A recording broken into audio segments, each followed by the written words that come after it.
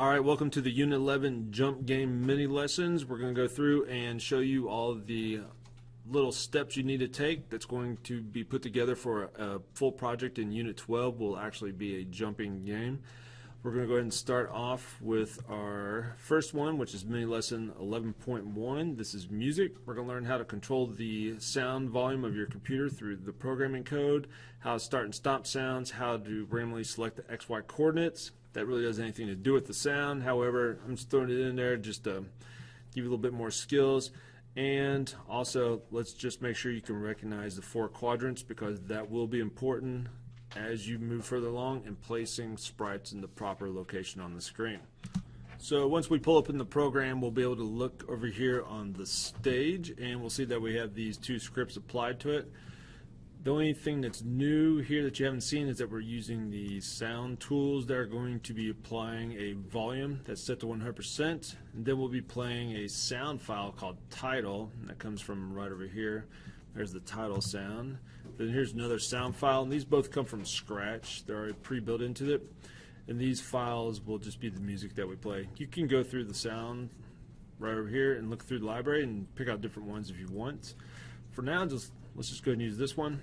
So on the stage, again, we'll wait 5 seconds to play the sound title, and then what we're going to do is we're going to use this repeat loop and change the volume by -4. So it's going to subtract from the 100% down to 0, because we're doing this 25 times -4, which is -100. That comes out to 0. We put a weight inside there so the volume has some control when it's lowering down. We'll stop all the sounds, so there's definitely no sounds being played in the background from this title, because I didn't actually time the deduction of the sound. I just kind of guesstimated here. So we're going to turn the sound off, then we'll set the sound back to 100%, then we'll play the we'll switch the backdrop, broadcast this message called cake, which I'll show you that in a second, and then we'll use this forever loop to play the sound right here. When it says play sound with the file name until done, that means it'll play the file, which is a WAV or MP3 file. It'll play it till it's completed, and then it'll repeat it over and over again since it's in a forever loop. This sound file, it plays the sound. However, we can turn it off whenever we want, or we can overlap sounds in the same function, because this one does not tell the program to play the sound until done. This one will keep playing the sound, and it won't let the code advance until it's finished. Now this sprite over here, once it receives that message called cake, it's going to just go to XY coordinates, and then we tell it to go to random variables for its X and random variables for its Y. Okay, I just wanted you to see that and give you an additional experience of actually programming something to randomly appear on the screen. Okay, so I kind of wrapped up the lesson there for you. I want you to go ahead and pause the video and go through and read some of the descriptions here on the different tools that we use with our sound blocks. Right here, the sound variable. We didn't use this, but it's good to see. Then over here, change volume by. It's kind of like the change the special effects by a certain value, set the volume to a certain value. Okay, these are pretty self-explanatory if you've been using some of the other tools in Scratch that we've already introduced.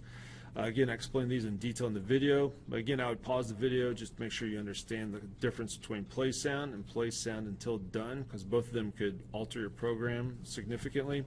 And finally, the stop all sounds. This will stop any sound that's playing throughout the entire program. Okay, it doesn't matter which sprite or the stage or what function.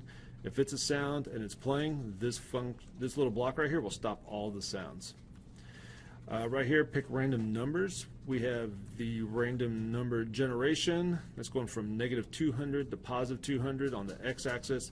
I picked that number range because we go from -240 to +240 on the x-axis in Scratch, so I just went with 200 to 200, so that way the sprite would stay on the screen. And I did the same thing here for the y-axis. You can change these numbers to anything you want. And just so you know, you can use any positive and negative integers in the range. Try to set this up so the lower number is on the left and then the higher numbers on the right.